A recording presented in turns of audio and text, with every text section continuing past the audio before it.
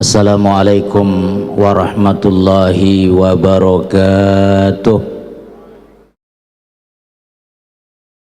Alhamdulillahi rabbil alamin, wal aqibatu lil muttaqin, wala udwana illa 'alal zalimin. Wassalatu wassalamu ala asyrafil anbiya'i wal mursalin, Sayyidina Muhammadin wa ala alihi wa ashabihi ajma'in. Amma ba'du. Puji syukur kita panjatkan kehadirat Allah subhanahu wa ta'ala. Salawat beserta salam semoga tercurah kepada baginda Rasulullah sallallahu alaihi wasallam. Semoga kita semua kelak mendapatkan syafaat dari baginda Rasulullah sallallahu alaihi wasallam. Jamaah yang dirahmati Allah subhanahu wa ta'ala, malam ini adalah malam Jumat, malam tanggal 2 Zulhijjah atau malam tanggal 3 Zulhijjah, karena sudah masuk malam tanggal yang ketiga. Malam pertama Zulhijjah adalah malam Rabu kemarin, ketika Menteri Agama mengumumkan bahwa malam tanggal 1 Zulhijjah dan hilal sudah kelihatan pada malam itu. Alhamdulillah, tengah malamnya juga kita mendapatkan kabar dari Saudi Arabia bahwa pemerintah Saudi Arabia juga memutuskan mereka telah melihat hilal 1 Zulhijjah di malam Rabu itu, sehingga tahun ini mudah-mudahan tidak ada satupun umat Islam di seluruh dunia yang berbeda. Hari raya Idul Adhanya mudahan kita semua sama, sehingga kemudian nanti tidak ada lagi kebingungan-kebingungan di tengah umat berkaitan dengan puasa hari Arafah, karena insya Allah wukuf pada tanggal 9 Zulhijjah akan jatuh pada hari Kamis 9 Zulhijjah. Maka tentu seluruh umat Islam di mana saja berada, terutama yang tidak sedang wukuf di padang Arafah, disunnahkan untuk berpuasa pada saat jamaah haji wukuf di padang Arafah. Jamaah yang dirahmati Allah subhanahu wa ta'ala, karena kita sudah berada di malam ketiga Zulhijjah, tema kajian kita pada malam hari ini adalah keutamaan bulan Zulhijjah. Jamaah yang dirahmati Allah subhanahu wa ta'ala, kita mengetahui bersama bahwa bulan Zulhijjah adalah satu di antara bulan hurum yang Allah subhanahu wa ta'ala sebut dalam Al-Quran di surat At-Taubah, inna iddatash syuhuri indallah 12 syahran fi kitabillah yauma khalaqas samawati wal ard minha arba'atun hurum dzalikad dinul qayyim fala tazlimu fihinna anfusakum. Bahwa di sisi Allah subhanahu wa ta'ala ada 12 bulan. Di antara 12 bulan itu ada 4 bulan yang disebut dengan bulan hurum, 4 bulan mulia, yaitu bulan Zulqa'dah, bulan Zulhijjah, bulan Muharram, dan bulan Rajab. Di antara 3 bulan yang berturut-turut ini, yaitu bulan Zulqa'dah, Zulhijjah, dan Muharram, Zulhijjah lah bulan yang paling mulia, jamaah yang dirahmati Allah subhanahu wa ta'ala. Karena Rasulullah sallallahu alaihi wasallam bersabda dalam hadis sahih riwayat Imam Al-Bukhari dan Imam Muslim, syahrani la yanqusani, syahra Id Ramadan wa Zulhijjah. Ada 2 bulan la yanqusan, yang pahalanya tidak ada berbeda sedikit pun. 2 bulan yang kalau umat Islam beribadah di dalamnya pahalanya hampir sama. 2 bulan itu kata Nabi syahra'id, yaitu 2 bulan yang berkaitan dengan 2 hari raya, Idul Fitri dan Idul Adha. Apa 2 bulan itu kata baginda Nabi? Ramadan wa Zulhijjah, bulan Ramadan dan bulan Zulhijjah, bulan di mana saat ini kita berada, jamaah yang dirahmati Allah. Bahkan dalam hadis sahih riwayat Imamul Bukhari dan Imam Muslim, Rasulullah sallallahu alaihi wasallam bersabda, "Ma min ayyamin al-amalu salih fiha ahabbu ilallah min hadhil ayyam." Tidak ada hari-hari di mana Allah Subhanahu wa taala lebih mencintai seorang hamba beribadah di dalamnya melebihi cintanya Allah kepada seorang hamba yang beribadah di 10 hari pertama bulan Zulhijjah. Qalu, para sahabat bertanya, walal jihad fisabilillah ya Rasulullah, apakah orang yang beribadah di 10 hari pertama bulan Zulhijjah itu mengalahkan pahala jihad di jalan Allah ya Rasulullah? Kata para sahabat, qala walal jihad fisabilillah. Nabi menjawab, bahkan saking besarnya pahala orang yang beramal soleh di 10 hari pertama bulan Zulhijjah itu mengalahkan pahala jihad di jalan Allah Subhanahu wa ta'ala. Saking Allah lipat gandakan pahala dan saking mulianya ibadah yang dilakukan terutama di 10 hari pertama bulan Zulhijjah. Illa rajulun kharaja binafsihi wa malihi wa lam yarji min zalika bisyai', kata Nabi. Satu-satunya yang bisa menandingi, yang menyamai besarnya pahala orang yang beribadah di 10 hari pertama bulan Zulhijjah adalah ketika ada seseorang keluar dari rumahnya, berangkat ke medan jihad, berangkat ke medan perang. Dia keluar dengan membawa dirinya dan membawa seluruh harta yang dimilikinya. Walam yarji min zalika bisyai', dan tidak ada satu pun yang kembali ke tengah-tengah keluarganya. Hartanya semuanya habis diimpakkan dalam jihad fisabilillah. Bahkan jiwanya yang paling berharga dan satu-satunya yang dimilikinya gugur di medan jihad di jalan Allah. Tidak ada yang kembali ke tengah-tengah keluarganya. Hanya yang seperti inilah, kata Nabi, jamaah, yang bisa menyamai besarnya pahala orang-orang yang beramal ibadah di 10 hari pertama bulan Zulhijjah. Maka jamaah yang dirahmati Allah Subhanahu wa ta'ala,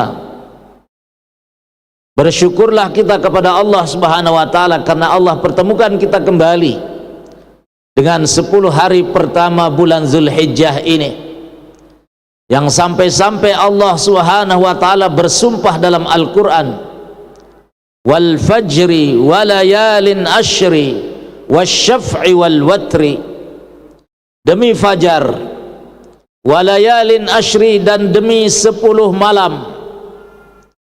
Perhatikan jamaah yang dirahmati Allah, Al-Imam Ibnu Rajab Al-Hambali dalam kitab Lataiful Ma'arif ketika menafsirkan apa makna dari walayalin ashri dan demi 10 malam,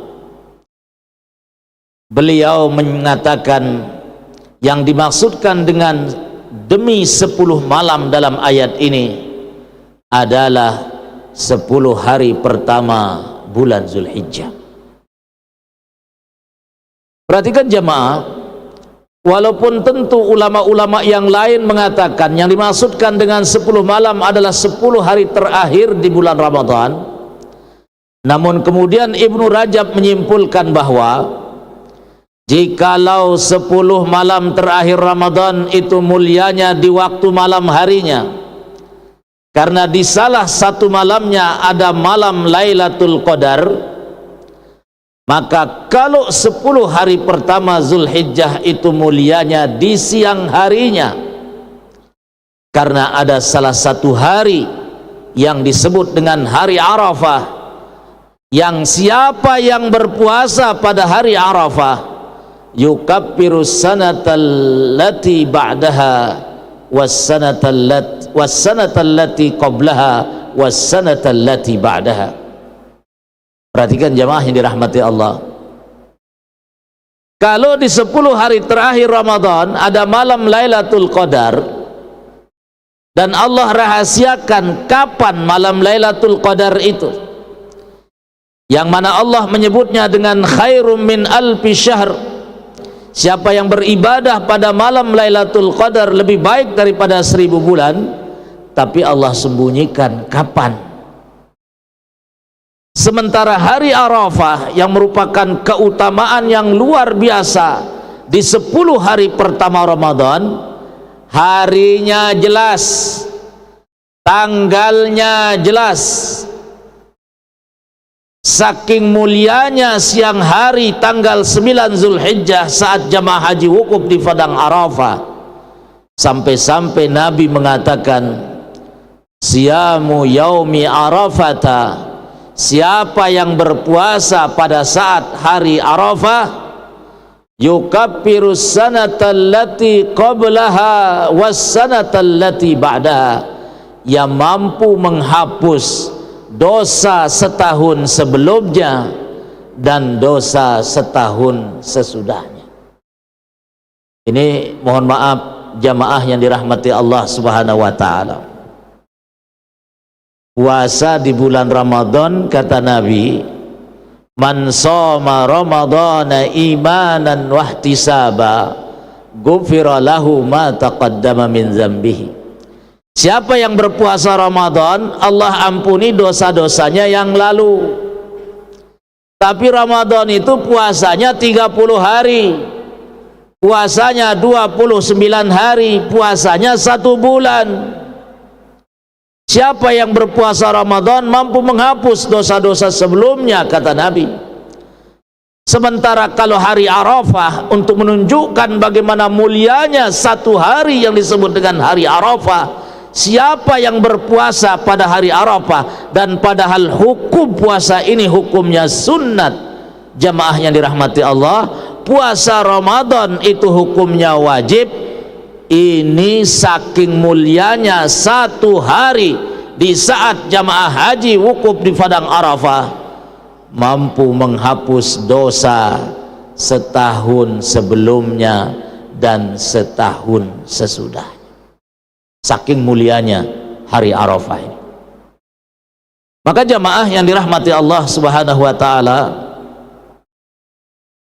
kita dianjurkan oleh para ulama untuk banyak-banyak beribadah di 10 hari pertama bulan Zulhijjah ini, di waktu siangnya, di waktu malamnya. Siangnya kita dianjurkan untuk banyak-banyak berpuasa, bahkan harusnya dari kemarin, dari semenjak hari Rabu, sebanyak 9 hari sampai saatnya wukuf di padang Arafah pada tanggal 9 Zulhijjah. Kalau seandainya kita tidak bisa, setidak-tidaknya 2 hari, yaitu pada hari Tarwiyah tanggal 8 Zulhijjah dan tanggal 9 Zulhijjah.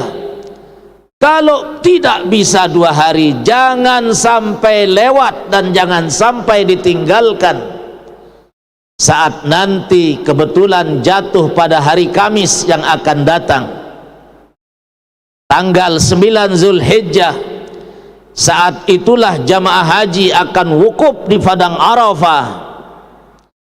Maka jangan sampai lewat kita berpuasa hari Arafah, karena sehari saja kita puasa mampu menghapus dosa-dosa setahun sebelumnya, setahun sesudahnya. Kalau dosa setahun sesudahnya sebelumnya yang kita kerjakan dihapus dengan ibadah satu hari, mungkin banyak di antara kita akan mengatakan wajar. Lalu apa makna kalau kita puasa pada hari Arafah itu akan mampu menghapus dosa setahun sesudahnya? Padahal kan kita belum melakukan dosa-dosa. Para ulama menjelaskan hadis ini, jamaah yang dirahmati Allah. Satu di antara ulama yang menjelaskannya adalah Al-Imam As-Sun'ani dalam kitab Subulus Salamnya, yang merupakan syarah dari kitab Bulughul Maram yang ditulis oleh Al-Imam Ibnu Hajar Al-Asqalani, di mana beliau memaknakan apa makna dihapus dosa setahun sesudahnya. Maknanya, kata beliau, kalau kita akan melakukan dosa, apalagi melakukan dosa besar, Allah Subhanahu wa ta'ala akan sibukkan kita dengan mengerjakan amalan yang lain.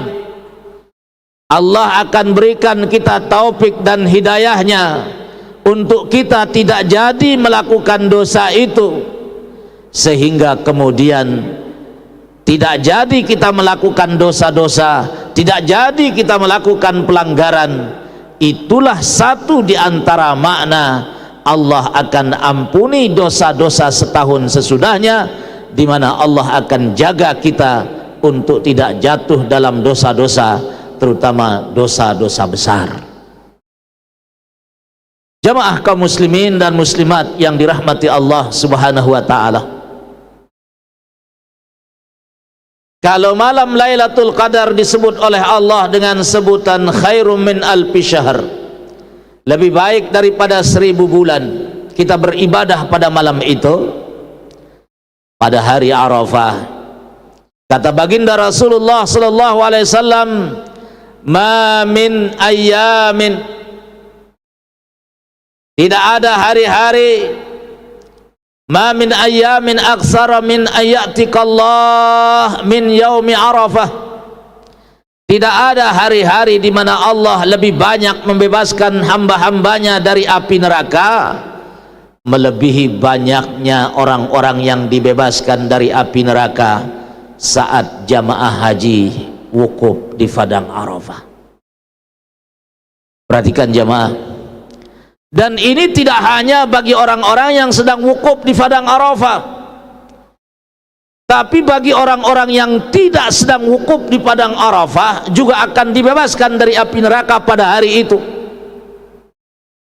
Jikalau yang berada di Arafah hari itu Allah berkata di hadapan para malaikatnya, kata baginda Nabi, innallaha yubahi bikumul malaikah, Allah membanggakan semua yang hadir wukuf di padang Arafah pada hari itu.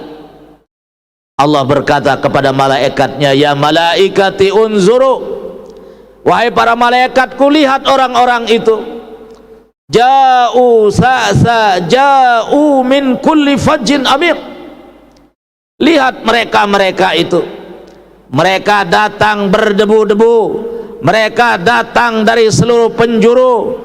Fashhadu inni ghafartu lahum, saksikan oleh kalian, saya, kata Allah, telah mengampuni dosa-dosa mereka. Subhanallah, jamaah yang dirahmati Allah. Maka kita yang tidak sedang berada di Arafah, ketika kita berpuasa pada hari itu dengan puasa hari Arafah, hari di mana disitulah hari paling banyak Allah membebaskan hamba-hamba dari api neraka, maka mudahan dengan kita berpuasa itu Allah juga memasukkan kita dalam daftar orang-orang yang disebut oleh Nabi sebagai hari yang paling banyak Allah membebaskan manusia dari api neraka saat kita berpuasa pada hari Arafah itu. Oleh karena itu jamaah kaum muslimin dan muslimat yang dimuliakan Allah Subhanahu wa ta'ala, Ini bonus-bonus istimewa yang Allah Subhanahu wa taala berikan. Hadiah-hadiah yang luar biasa, yang tidak ternilai dan tidak tergantikan. Waktu-waktu yang lebih berharga dibandingkan emas dan permata. Maka saya mengajak diri saya, mengajak kita semua jamaah yang dirahmati Allah, mari kita sibukkan diri kita di 10 hari pertama bulan Zulhijjah ini dengan banyak-banyak bertakarrub kepada Allah Subhanahu wa taala, memperbanyak puasa, memperbanyak sedekah, memperbanyak baca Al-Quran, memperbanyak ibadah-ibadah sunat, memperbanyak tilawatul Quran, memperbanyak ibadah-ibadah yang bisa mendekatkan kita kepada Allah Subhanahu wa taala. Karena tadi kata Nabi, inilah hari-hari yang paling baik ketika kita beramal soleh di dalamnya, sampai-sampai mengalahkan pahala jihad di jalan Allah Subhanahu wa taala. Jamaah kaum muslimin dan muslimat yang dimuliakan Allah Subhanahu wa taala, tentu di samping hari-hari ini adalah hari-hari yang luar biasa mulia, satu amalan yang memang orang-orang yang berhaji saat ini yang mampu melaksanakannya, yaitu beribadah haji dan umroh ke tanah suci, bagi yang tentu Allah Subhanahu wa taala panggil menjadi tamu kehormatannya. Tapi kita tolong perhatikan, dan hari ini malam ini saya akan sampaikan jamaah yang dirahmati Allah. Ini harus didengar oleh kita semua dan harus kita ketahui bersama-sama. Karena mengingat kemungkinan besar, bukan kemungkinan besar lagi, tapi pasti bahwa lebaran Idul Adha tahun ini akan jatuh pada hari Jumat. Wukuf di Padang Arafah itu pada hari Kamis. Besoknya tanggal 9 Zulhijjah itu adalah hari, tanggal 10 Zulhijjah adalah hari Jumat. Perhatikan jamaah, ada dua hal penting yang ingin saya sampaikan pada malam hari ini. Dua hal penting itu, yang pertama berkaitan dengan kurban. Karena beberapa kejadian, kalau nggak salah 3 tahun yang lalu, ketika sempat hari Idul Adha bertepatan dengan hari Jumat, banyak masjid-masjid, panitia-panitia korban yang menunda menyembelih hewan korbannya ke hari Sabtu, karena alasannya hari Jumat itu sangat mepet dengan pelaksanaan sholat Jumat, sehingga kemudian ditunda penyembelihan hewan korban ke hari Sabtu, hari Ahad, dan seterusnya pada hari-hari tasyrik itu. Apakah boleh? Jawabannya boleh.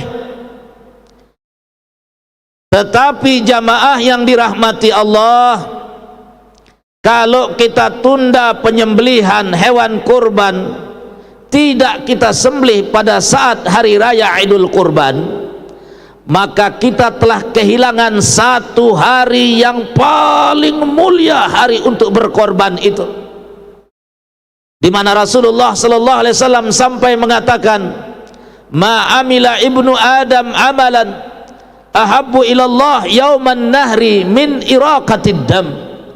Tidak ada amalan yang lebih dicintai oleh Allah, melebihi cintanya Allah pada saat hari raya Idul Adha, yauman nahri. Perhatikan bunyi hadisnya jamaah yang dirahmati Allah. Ma amila ibnu Adam amalan ahabbu ilallah yauman nahri min iraqatid dam.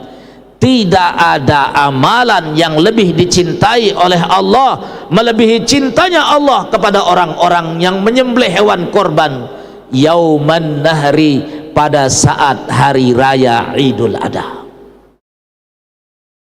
Sampai-sampai seorang ulama Saudi, Syekh bin Baz rahimahullahu ta'ala, mengatakan saking mulianya hari raya Idul Adha dan kita berkorban pada hari itu,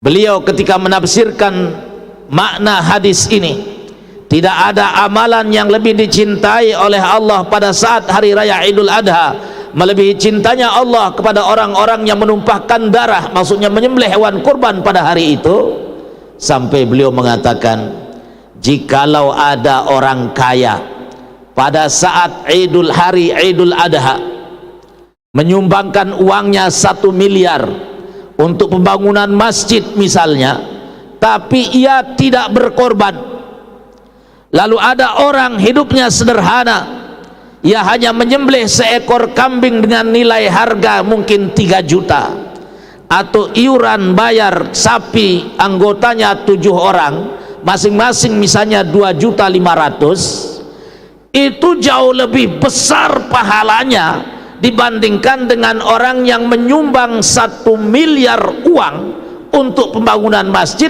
tapi ia tidak berkorban pada hari itu. Kenapa jamaah yang dirahmati Allah? Karena berkorban adalah syiar, berkorban adalah syiar, dan Allah mengatakan dalam Al-Quran, wa may yu'azzim sya'airallah fa innaha min taqwal qulub. Siapa yang mengagungkan, siapa yang menghidupkan syiar-syiar Allah, maka itu tandanya hatinya orang-orang yang bertakwa. Maka jamaah yang dirahmati Allah Subhanahu wa taala, jangan menunda menyembelih hewan kurban keesokan harinya. Kalau tidak bisa menyembelih semuanya pada hari itu, saking banyaknya hewan korban yang akan kita korbankan, 1, 2, 3, 4, 5 harus ada yang kita sembelih hari itu. Jangan sampai menundanya keesokan harinya. Walaupun itu tentu dibolehkan, tetapi kita telah kehilangan satu momentum yang paling berharga, satu hari yang paling mulia, dan satu hari yang paling mulia itu adalah saat hari raya Idul Adha.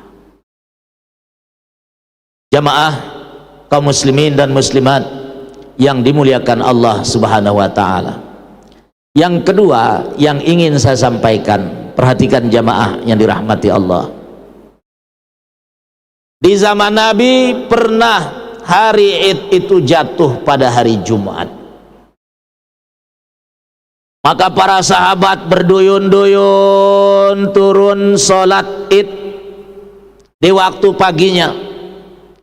Ada yang dekat rumahnya, ada yang sedang tidak terlalu jauh rumahnya dari tempat pelaksanaan sholat Id, ada yang jauh, Arab Badui yang tinggalnya di atas pegunungan, itu juga turun sholat Id bersama Nabi. Kebetulan hari itu hari Jumat. Perhatikan jamaah yang dirahmati Allah. Maka Nabi kemudian bersabda, ini nanti disebut dalam istilah para ulama, disebut dengan istilah asbabul wurud. Kenapa Nabi mengucapkan hadis ini? Konteksnya konteks di mana banyak para sahabat rumahnya jauh, rumahnya di atas gunung, sehingga kemudian kalau sekarang pagi ini dia hadir untuk sholat Id, setelah sholat Id ia kembali ke rumahnya, lalu nanti waktu zuhur kembali lagi untuk menghadiri sholat Jumat, berat buat mereka. Maka Nabi mengatakan, perhatikan jamaah yang dirahmati Allah, Nabi katakan kepada sahabat ini, kalau kau sudah sholat Id, tidak usah lagi kau sholat Jumat, gugur kewajibanmu untuk sholat Jumat. Konteks Nabi bersabda seperti ini ketika zaman para sahabat jauh rumahnya, ada yang di atas gunung. Nabi memberikan rukhsah, Nabi memberikan dispensasi. Lah ini rumahnya depan masjid, ya, tinggal di komplek yang ada masjidnya, masjidnya dekat dari rumahnya. Lalu apa alasan dia tidak mau melaksanakan sholat Jumat? Hanya gara-gara sudah sholat id di pagi harinya. Ya, ini saya pertegas. Maka pahami asbabul wurud hadis ini. Asbabul wurudnya itu menjadi salah satu referensi untuk kita bisa mengambil sebuah hukum, supaya kita tidak samakan konteks zaman dulu dengan zaman sekarang, jamaah. Oleh karena itu, jamaah yang dirahmati Allah, kalau nanti hari Jumat kita sholat id di waktu pagi, sholat Idul Adha, katakanlah selesainya jam 9, untuk datang waktu Jumatan, waktu zuhur itu masih ada waktu sekitar 3 jam. Jam 9 ke 10 1 jam, 10 11 2 jam, 11 12 3 jam. Ada waktu 3 jam. Waktu 3 jam ini sembelihlah hewan korban yang bisa disembelih. 1 2 3 4 boleh. Lanjutkan menyembelih lagi nanti setelah selesai sholat Jumat. Di waktu pagi kita hadir sholat Idul Adha, begitu datang waktu zuhur laksanakan sholat Jumat. Tidak ada alasan untuk kita tidak sholat Jumat, karena situasi Nabi bersabda dengan sahabat berbeda ketika dulu Nabi bersabda dibanding dengan zaman di mana saat ini kita berada. Memang khilaf di kalangan para ulama, jamaah yang dirahmati Allah. Bahkan Al-Imam Asy-Syafi'i sendiri ada 2 pendapatnya. Ada qaul qadim, ada qaul jadid. Qaul qadimnya pendapat beliau yang lama mengatakan tasqutu anhul jumu'atu, gugur kewajiban melaksanakan sholat Jumat kalau sudah sholat id di waktu paginya. Tapi qaul jadidnya, pendapat beliau yang terbaru, la tasqut, sholat Jumat itu tidak gugur, sholat Jumat tetap wajib dilaksanakan. Dan inilah pendapat yang terbaru beliau. Perhatikan jamaah, kalau dalam istilah nasikh dan mansukh, antara yang menghapus dan yang dihapus, biasanya pendapat yang paling belakangan itulah yang dipakai dan itulah yang dianggap sebagai nasikh, dan yang sebelumnya disebut sebagai mansukh. Oleh karena itu jamaah kaum muslimin dan muslimat yang dimuliakan Allah Subhanahu wa taala, pertama, tetap kita sembelih hewan kurban pada hari Jumat. Yang kedua, tetap kita melaksanakan sholat Jumat. Hadirin kaum muslimin dan muslimat yang dimuliakan Allah Subhanahu wa taala. Bulan Zulhijjah, di antara kemuliaannya jamaah yang dirahmati Allah, di bulan Zulhijjah inilah Islam disempurnakan. Ketika Rasulullah SAW sedang wukuf di Padang Arafah, yang ketika itu kebetulan jatuh pada hari Jumat, Allah turunkan satu ayat Al-Quran, Al-Ma'idah ayat yang ketiga. Al-yawma akmaltu lakum dinakum wa atmamtu alaikum ni'mati wa raditu lakumul Islam madina. Umur Nabi ketika ayat ini turun masih berumur 81 hari. Jadi ketika ayat ini turun, Allah katakan kepada Nabi, al-yawma akmaltu lakum dinakum, hari ini aku sempurnakan agama kalian. Hari itu tanggal 9 Zulhijjah, saat wukuf di Padang Arafah. Islam dinyatakan oleh Allah sebagai agama yang sempurna. Maksudnya sempurna hukum-hukumnya, tetapi perintahnya itu belum semuanya, artinya wahyu belum semuanya habis diturunkan oleh Allah Subhanahu wa ta'ala, karena ada ayat terakhir, dan itulah yang paling akhir yang diterima oleh Nabi, karena setelah ayat itu turun umur Nabi sekitar 8 hari baru kemudian beliau wafat, yaitu ayat di surat Al-Baqarah, wattaqu yauman turja'una fihi ilallah. Itulah ayat yang paling terakhir, ya. Kalau Al-Maidah ayat yang ketiga itu masuk dalam ayat yang terakhir, tapi bukan paling akhir.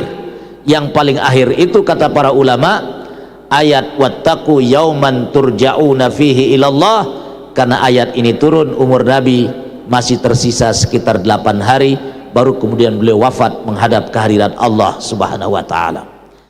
Al-yauma akmaltu lakum, sempurna semua yang berkaitan dengan hukum itu telah sempurna pada hari itu. Maka satu di antara keistimewaan bulan Zulhijjah, karena di bulan Zulhijjah inilah Allah Subhanahu wa ta'ala sempurnakan ajaran Islam, terutama hukum-hukumnya, jamaah yang dirahmati Allah Subhanahu wa ta'ala. Yang kedua, di antara keistimewaan bulan Zulhijjah, jamaah yang dirahmati Allah Subhanahu wa ta'ala, ini yang jarang kita sadari. Bulan Zulhijjah adalah bulan terakhir dalam kalender Hijriyah. Jadi Muharram, Safar, Rabiul Awal, Rabiul Akhir, Jumadil Ula, Jumadil Akhirah. Jadi ini yang penyebutannya yang benar dalam bahasa Arab seperti itu, jamaah. Rabiul Awal, Rabiul Akhir, karena Rabi itu dia muzakkar, sementara Jumada atau Jumadi itu dia muannas, maka nyebutannya Jumadil Ula bukan Jumadil Awal. Kalau Jumadil Awal salah, karena kata Jumada atau Jumadi itu dia muannas, maka di belakangnya harus ikut muannas, Jumadil Ula, kemudian Jumadil Akhirah, bukan akhir tapi harus ada tak marbutah di belakangnya, Jumadil Akhirah, kemudian Rajab, Sya'ban, Ramadan, Syawal, Zulqa'dah, Zulhijjah. Jamaah, Zulhijjah adalah bulan terakhir dalam kalender Hijriyah. Ini yang jarang kita sadari. Perhatikan jamaah yang dirahmati Allah Subhanahu wa ta'ala, kenapa kita sebut keistimewaan ia merupakan bulan terakhir? Innamal a'mal bil khawatim. Amal-amal kita sepanjang tahun itu, jamaah yang dirahmati Allah, sangat ditentukan di bagian penghujungnya.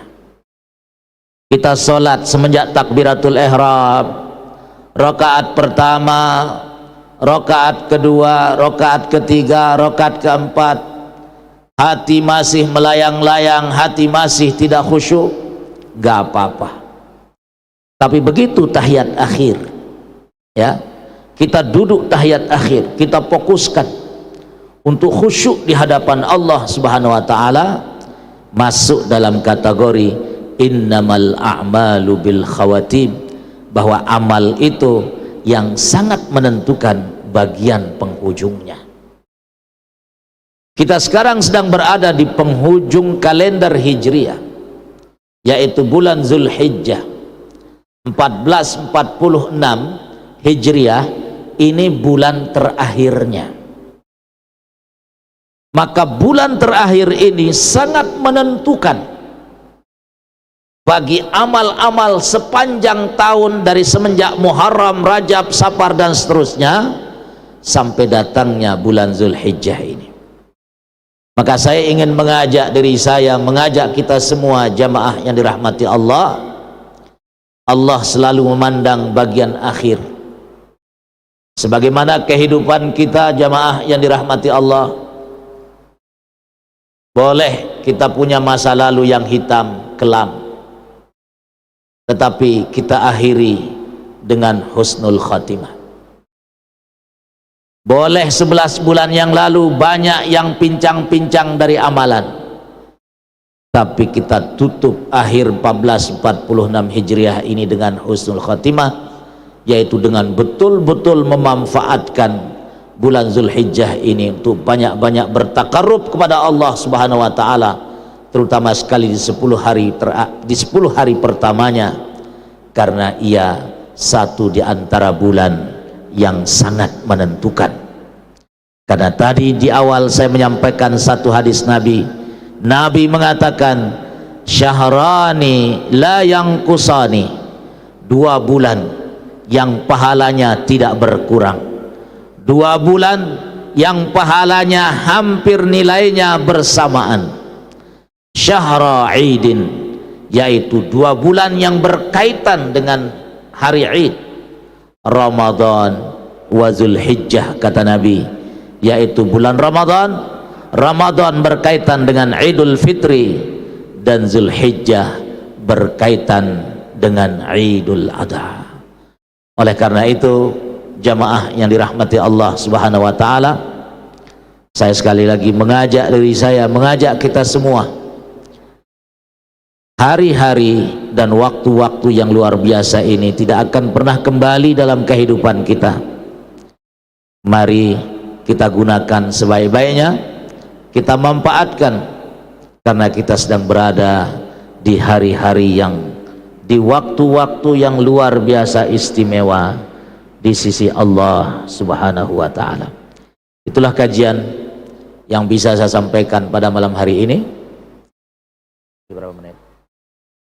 Kita tutup dengan berdoa kehadirat Allah Subhanahu wa taala. Alhamdulillahirabbil alamin. Hamdan yuafi ni'amahu wa yukafi'u mazidah. Ya Rabbana lakal hamdu kama yanbaghi li jalalika wa 'azim sultanik. Allahumma salli ala sayidina Muhammadin wa ala alihi wa ashabihi wa sallam. Allahumma ballighna ila Makkatal Mukarramah li ada'i faridatil haji wal umrah.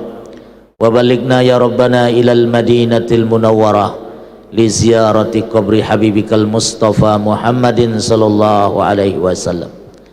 اللهم اكتب السلامة علينا وعلى عبادك الحجاج والمؤتمرين والغزاة والمسافرين في برك وبحرك وجوك من أمة نبيك محمد صلى الله عليه وسلم أجمعين. ثم أعدهم إلى أوطانهم سالمين غانمين فارحين مبرورين برحمتك يا أرحم الراحمين. ربنا آتنا في الدنيا حسنة وفي الآخرة حسنة وقنا عذاب النار.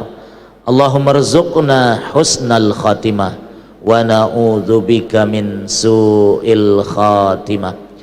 ربنا آتنا في الدنيا حسنة وفي الآخرة حسنة وقنا عذاب النار. وصلى الله على سيدنا محمد وعلى آله وأصحابه وسلم والحمد لله رب العالمين على نية القبول. الفاتحة.